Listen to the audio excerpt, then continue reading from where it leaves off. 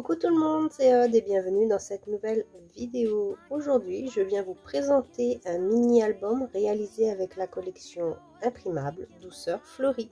Alors cette collection se compose comme d'habitude de différents papiers, de die cut. Donc nous avons ici des exemples. Alors il y a du feuillage, des compositions, des fleurs, des petites illustrations comme celle-ci. Il y a aussi des mots et des étiquettes exclusivement en français, découpables aussi avec la silhouette.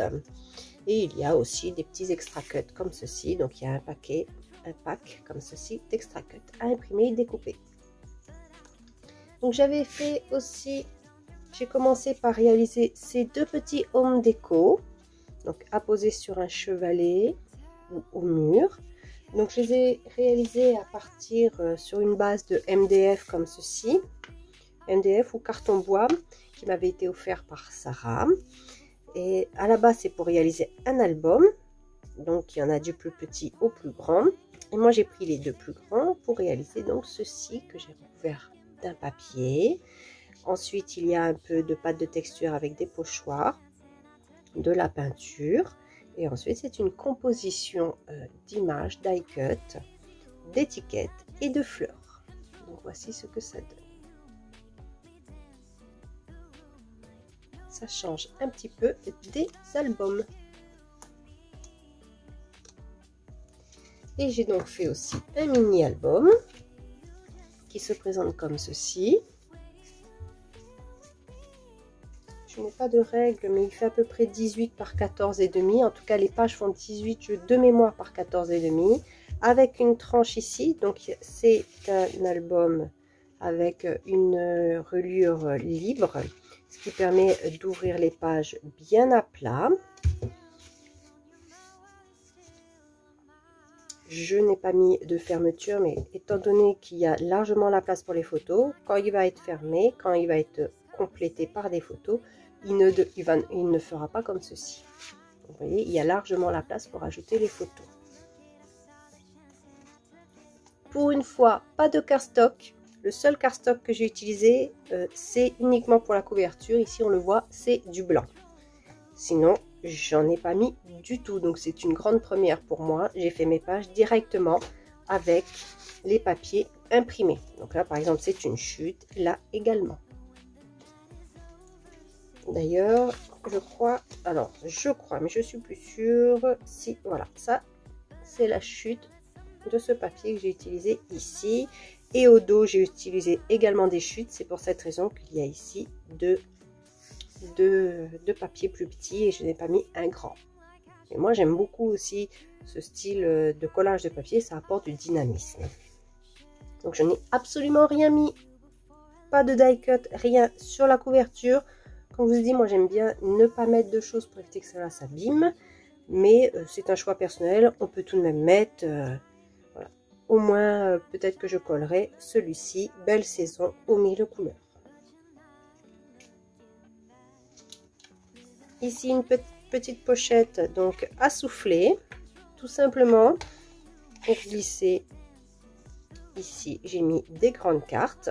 Donc on peut mettre une photo au dos. Donc là j'ai collé aussi une chute de papier. Vous voyez, c'est très aléatoire. Pas de couvercle, pas de fermeture pour cette pochette. Je voulais que l'on puisse voir en détail. Par exemple, si on met des photos 10 par 15, elles rentrent et elles vont dépasser légèrement. Ici une page aimantée.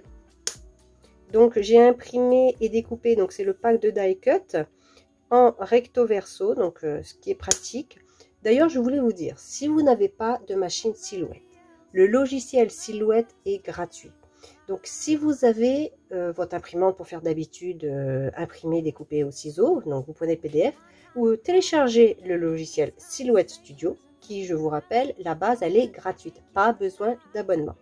Et à partir de là, vous importez les images en PNG, car depuis quelques collections, maintenant, je vous mets aussi les images PNG. C'est-à-dire que vous aurez le papillon tout seul, sans fond, c'est-à-dire avec un fond transparent. Vous aurez la fleur, etc. Ou alors, vous ouvrez même le fichier Silhouette. Moi, ce que je voulais vous dire pour le fichier PNG, parce que c'est plus facile, parce que si vous ne connaissez pas Silhouette, vous faites fichier ouvrir et vous ouvrez ou vous ouvrez carrément directement le petit papillon que vous voulez, ou alors vous ouvrez votre dossier et vous faites un glisser-déposer avec la souris. Ainsi, vous pouvez faire un clic droit, dupliquer, après miroir horizontal et vous avez les deux. Et vous organisez vous-même votre feuille.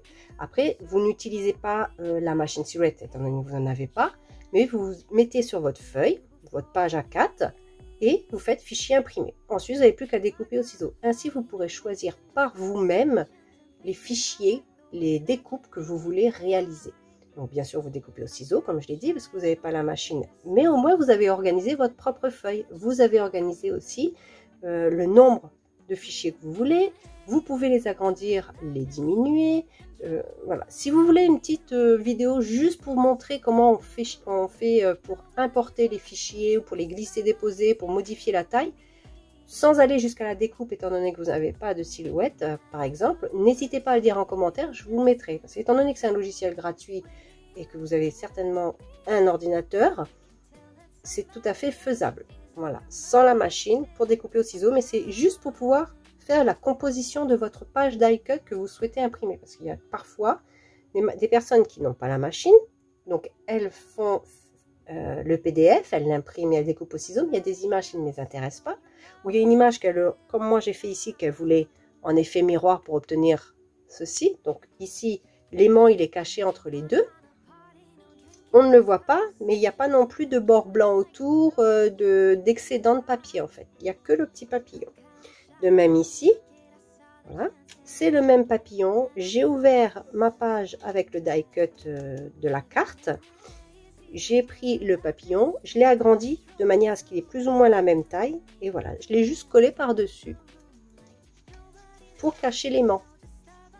Donc je n'ai pas collé en totalité pour avoir un petit peu comme ceci, un effet de 3D. Et l'aimant, il est caché dessous. Et je peux coller comme ceci. C'est une page avec donc une carte, un rabat.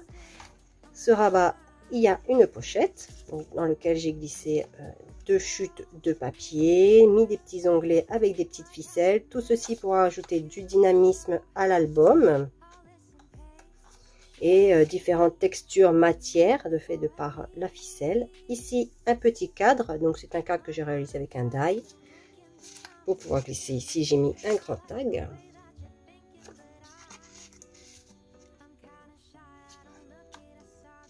Ici, ce sont des emplacements pour photos 9 par 13 quand c'est comme ceci.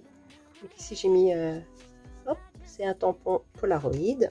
Pareil ici, j'ai mis des petits onglets, voilà, ça rajoute des petits éléments, des interactions. Ici, le même cadre, mais en format paysage, et j'ai glissé juste une carte en dessous. Donc, c'est le pack de die cut. Et vous voyez, il n'y a pas de cardstock. C'est directement mon papier qui est découpé. Alors, je n'ai pas fait d'impression recto verso. J'avais imprimé sur du 200 grammes et j'ai donc collé aussi au dos des papiers. Et comme je collais dos à dos, ben, j'en ai profité parfois pour faire des pochettes. Donc là, il y a une pochette ici, comme ceci.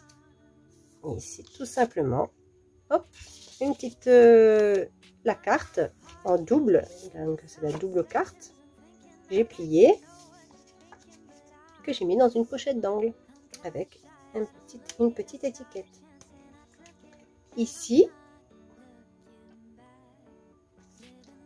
de la même manière qu'ici, j'ai fait un rabat aimanté, fermeture aimantée pour tenir ceci. Et là, on voit bien ma page. C'était une chute de papier. Donc, j'ai coupé dans la hauteur. J'ai gardé la totalité pour faire un pli. J'ai mis un papier ici de ce côté plus grand pour avoir une pochette. Donc, la pochette dans laquelle j'ai glissé tout simplement, c'était une chute de papier avec un petit onglet ici. Un petit peu de die cut. Ici, j'ai marqué l'emplacement photo parce que je trouvais que ça faisait assez vide et je voulais juste notifier. Donc, c'est pour une photo 10 par 15. Et j'ai mis un petit peu de die cut comme ça, dessus-dessous. Bien sûr, ce n'est pas collé en totalité pour pouvoir glisser la photo correctement. Cette page-là, cette fois, la pochette, elle est sur le côté. Ici, elle était en haut. Là, elle est sur le côté. Donc j'ai glissé les cartes postales et je n'ai pas coupé au milieu, j'ai simplement plié. Ici c'est une ficelle, mais je n'étais pas obligée de la mettre car la fleur ici, c'est du papier 200 grammes, ça se plie assez bien. Même si je viens à mettre une photo qui est prévue ici 9 par 13, après on peut légèrement plier, ce n'est pas arrondir la feuille, le papier ça passe très bien. Et j'en ai mis ici aussi. Ici un die cut collé de 3 côtés pour ensuite mettre une photo. Ou ici j'ai mis un petit tag de la collection du pack extra cut. Donc là par exemple si je faisais comme ceci c'était bon, mais j'ai décidé de rajouter la ficelle.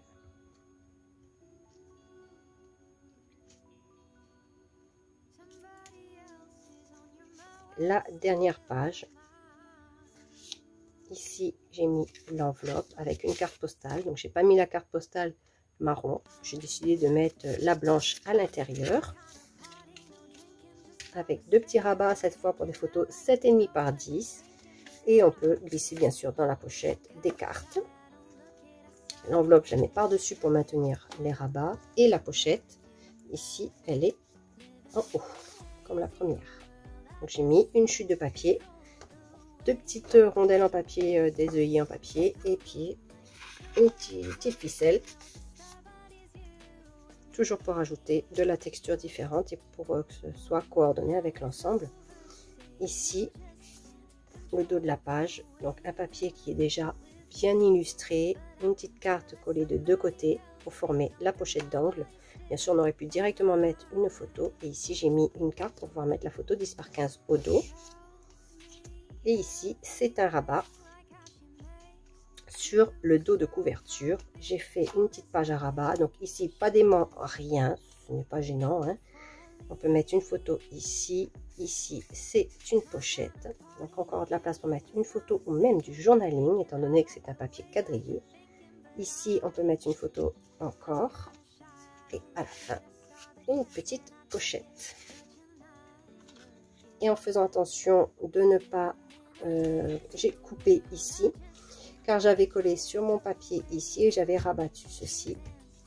Et ici il y a le cardstock, donc c'est le cardstock qui recouvrait mon papier, je ne l'avais pas coupé à la fin. J'ai décidé de le garder donc pour faire cette pochette. C'est pour cela que l'on voit cette petite délimitation blanche que l'on a juste que sur le dos de couverture en fait. Ici aussi on l'a tout petit, et sinon ailleurs il n'y en a pas. Vous voyez ici c'est découpé pour pouvoir le passer, parce que ici ça dépassait, donc il fallait faire attention de découper. Voilà, j'espère que cet album avec la collection Douceur Fleurie vous a plu. Là j'avais fait une erreur, vous voyez, quand je vous dis qu'il ne faut pas trop plier quand on fait un arrondi, il ne faut pas marquer le pli, il faut l'arrondir, et ici vous voyez je l'avais bien plié, donc il ne s'arrondit pas, il reste trop plié. Normalement il aurait dû être comme ceci. J'espère que cet album vous aura plu, inspiré, et si c'est le cas, n'hésitez pas à le dire en commentaire. Et si l'inspiration vous a mené à votre propre création, n'hésitez pas à m'identifier avec le hashtag et l'arrobase FloreJusDesigns. Je vous dis à bientôt pour une prochaine vidéo. Bye bye!